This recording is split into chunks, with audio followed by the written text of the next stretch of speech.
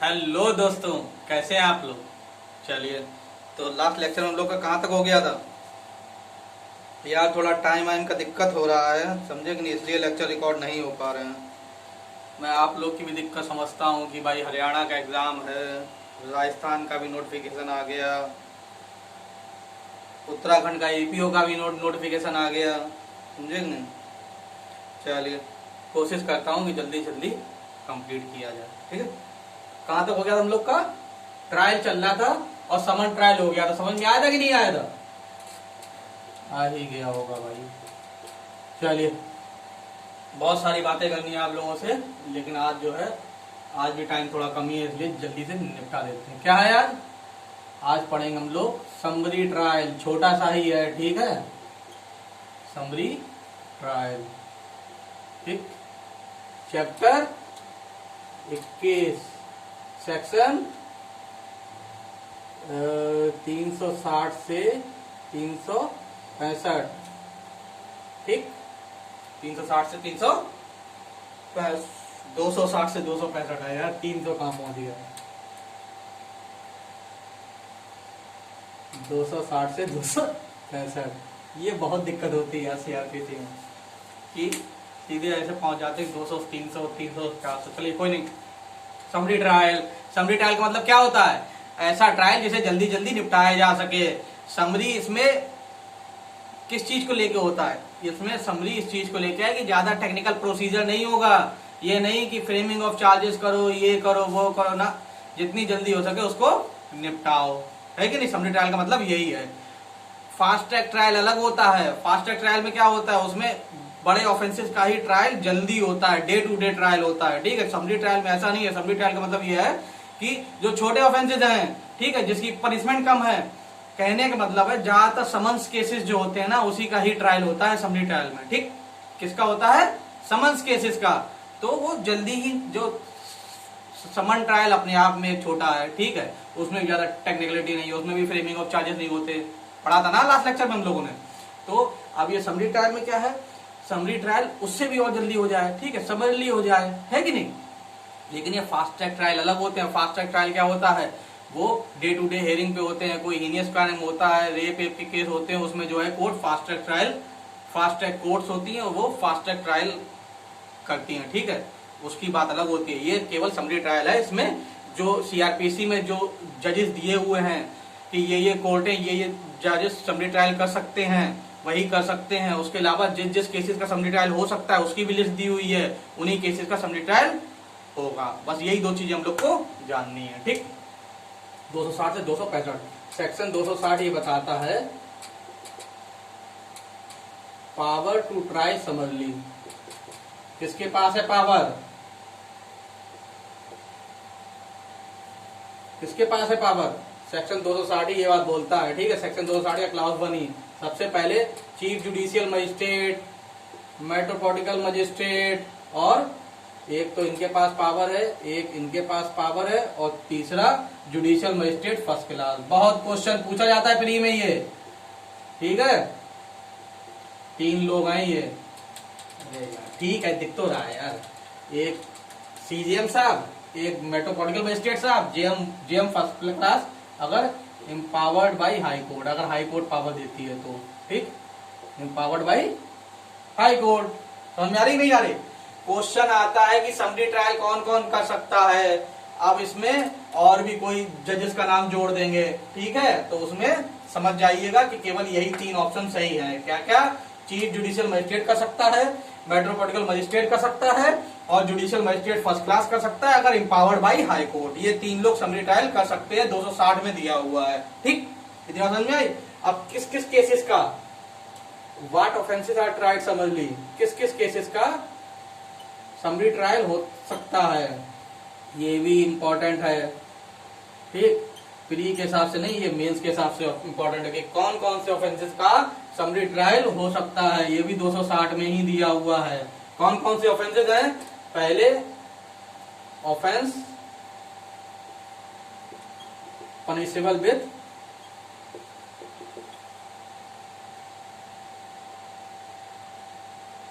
Offence other than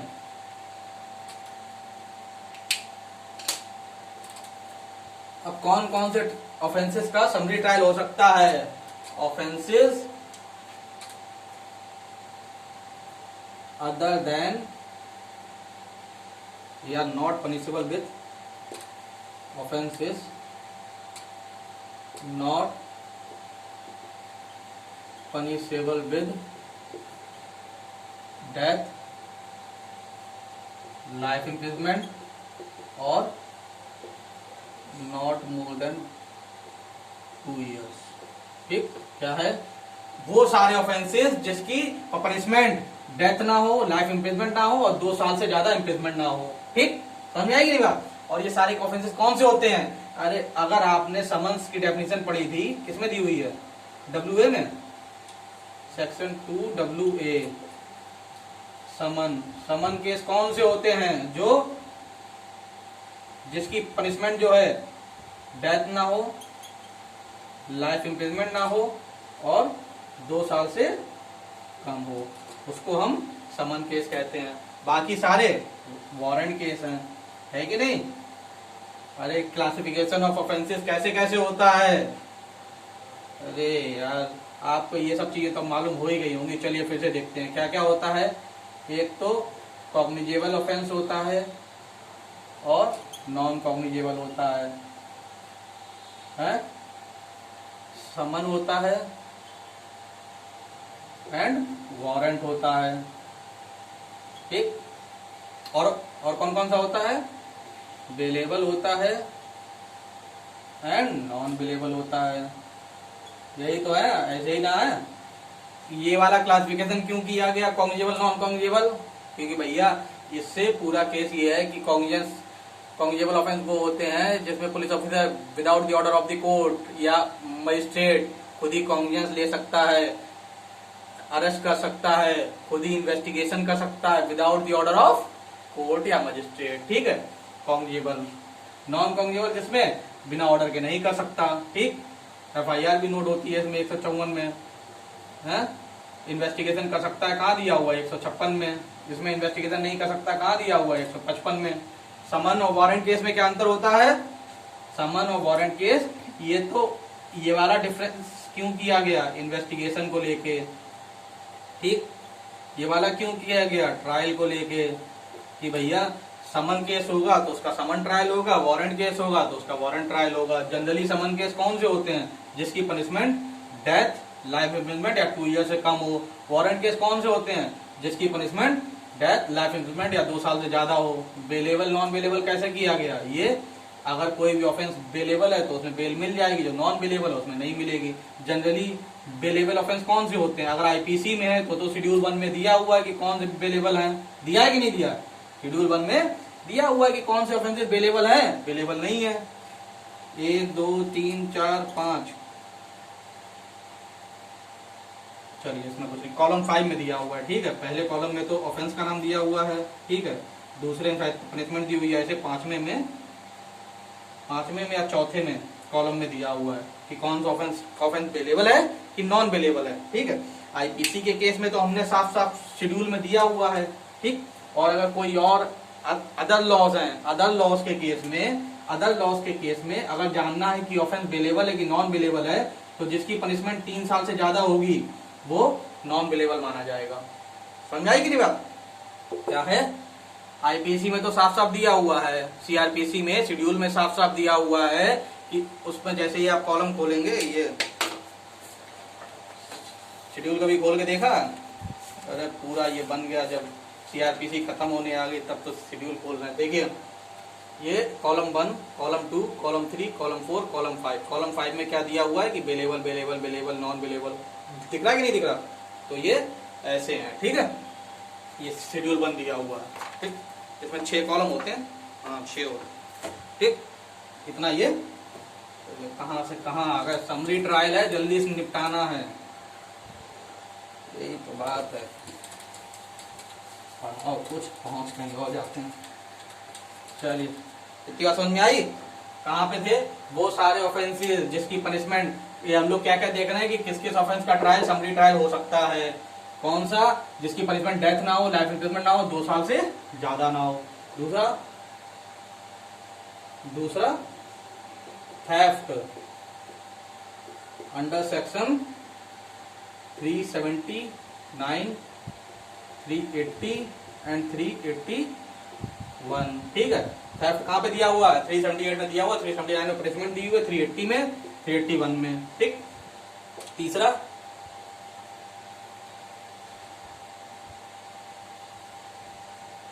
receiving stolen property, receiving stolen property 404।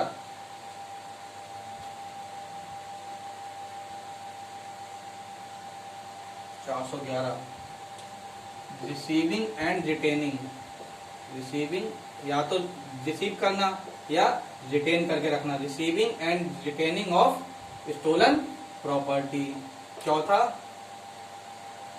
Assist in concealment, concealment और disposal of stolen property, stolen property. ठीक, ये किसमें दिया हुआ है? ये 414। हाँ, ये है 414। 414 किसके सेक्शन है? ये आईपीसी के हैं यार, इतना तो अंडरस्टूड है ना। आईपीसी में तो सारे ऑफेंस की पनिशमेंट दी हुई है। ठीक है, अब क्या है, इन तीनों ही केस में property not more than 2000 rupees. ठीक है, 2000 से ज्यादा की प्रॉपर्टी नहीं होनी चाहिए। अगर 2000 से ज्यादा की प्रॉपर्टी का थेफ्ट है तो उसका समरी ट्रायल नहीं हो सकता। ठीक है, या theft of stolen property which value is more than 2000 rupees, summary trial नहीं हो सकता। ये कब जोड़ा गया था? ये 2000 वाली बात 2005 में जोड़ी गई थी। ठीक है, इससे पहले कितना था? 200 रुपया था केवल। ठीक, इससे पहले 200 रुपया था। कई बार प्री में ये भी पूछ लिया जाता है कि ये 200 से 2000 कब किया गया? 2005 में। ठीक, और क्या क्या ये तो ध्यान रखिएगा, CJM, MM, JM first class कभी मत भूलिएगा। समरी ट्रायल कौन करवा सकता है? Chief judicial magistrate, metropolitan magistrate, JM first class, judicial magistrate first class if empowered by high court. ठीक, इतना हो गया। अब क्या है? और इंसल्ट अंडर सेक्शन 404।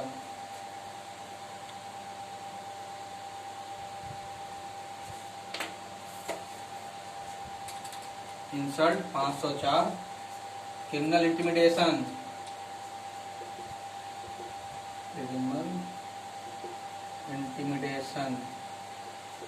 जिसकी पनिशमेंट जो है नॉट मोर देन 2 years। ठीक, ठीक, सेक्शन 506। ठीक है, क्रिमिनल इंटिमिडेशन क्या होता है? किसी को धमकाना। ठीक है, धमकाना। अगर इसमें भी पनिशमेंट 2 हैं। जब हम 506 पढ़ेंगे तो मालूम पड़ेगा कि क्रिमिनल इंटिमिडेशन पनिशमेंट 2 हैं। कैसे कि अगर आपने केवल धमकाया तो पनिशमेंट 2 साल तक है, और धमकाने के साथ साथ कुछ इंजरी भी उसे आ गई तो पनिशमेंट 7 साल पहुंच जाएगी। ठीक है, तो इसलिए वो सारे केसेस क्रिमिनल इंटिमिडेशन के जो जिसकी पनिशमेंट 2 साल तक है तो वही इसमें डील होंगे। और कौन सा? हाँ, ट्रेसपास अंडर सेक्शन 454 और 456। और कोई है? और कोई नहीं। अब क्या है? ऊपर वाले सारे ऑफेंसेस का अबेटमेंट भी। ठीक है, abetment of any of the following offences. ठीक है, अबव। ठीक है, और 8वां अटेम्प्ट, ऊपर जितने भी ऑफेंस दिए हैं उनका अटेम्प्ट भी। ठीक है, और 9वां सेक्शन 20 ऑफ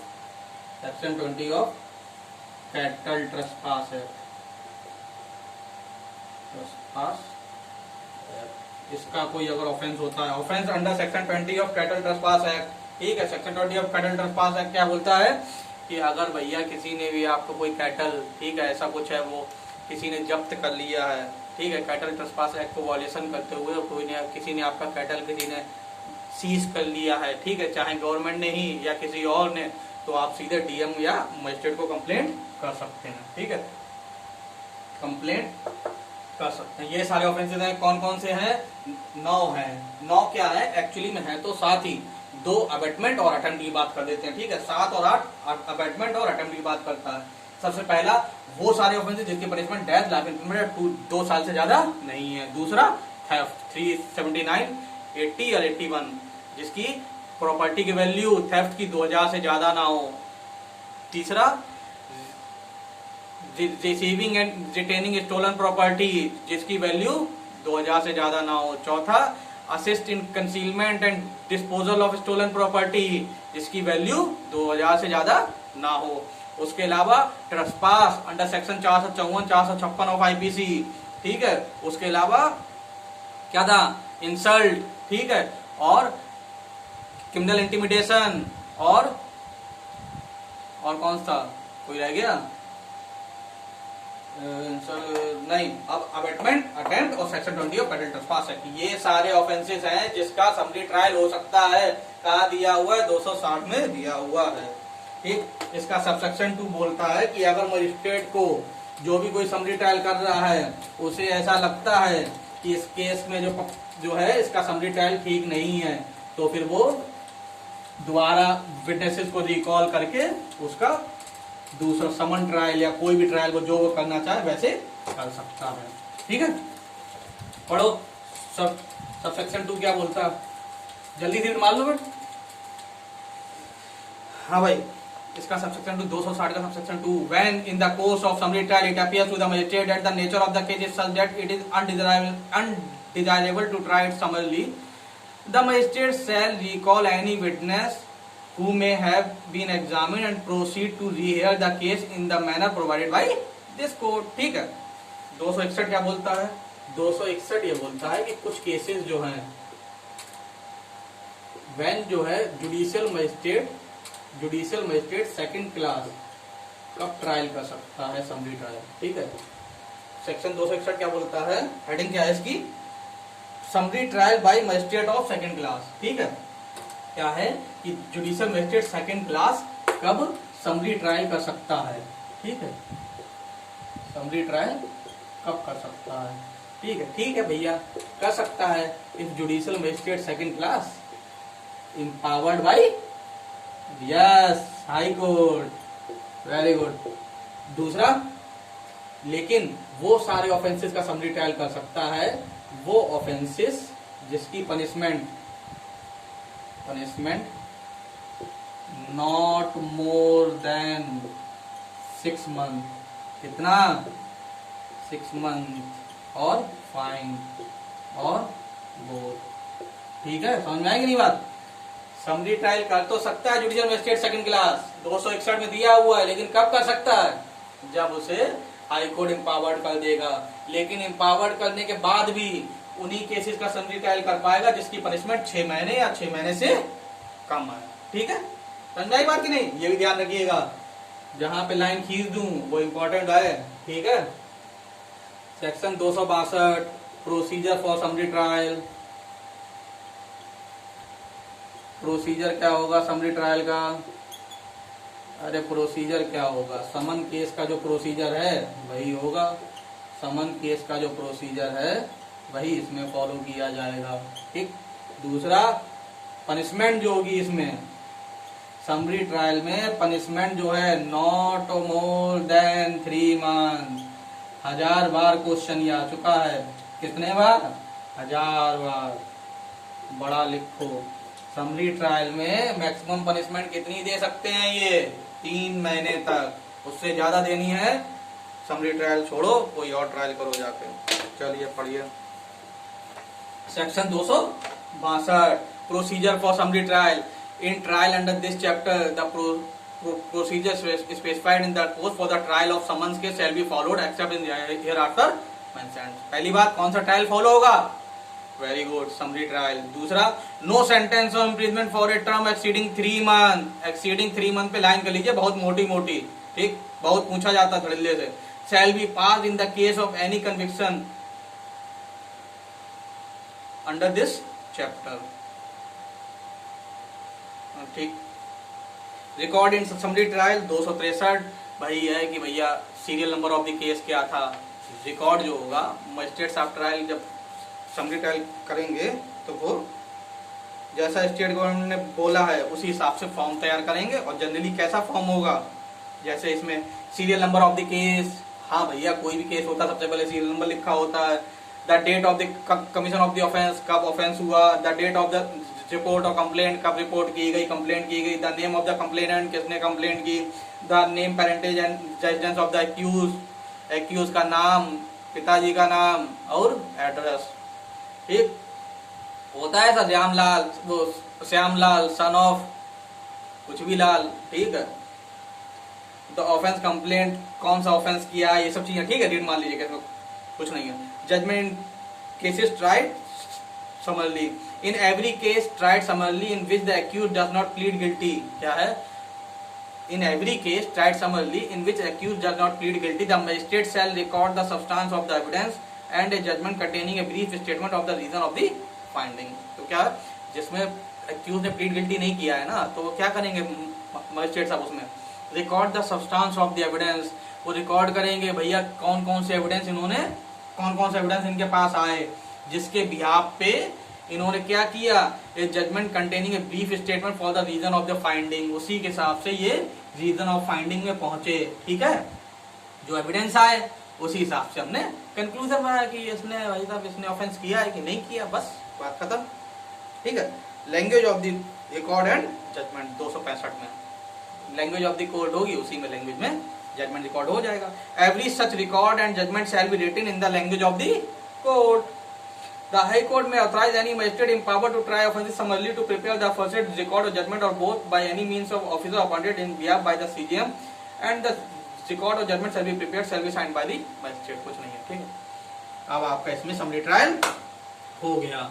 ध्यान क्या क्या रखना है, फिर से बोल रहा हूँ, कान खोल के सुन लीजिए। क्वेश्चन आएगा, क्या आएगा कि समरी ट्रायल कौन कौन कर सकता है 260 के अंडर।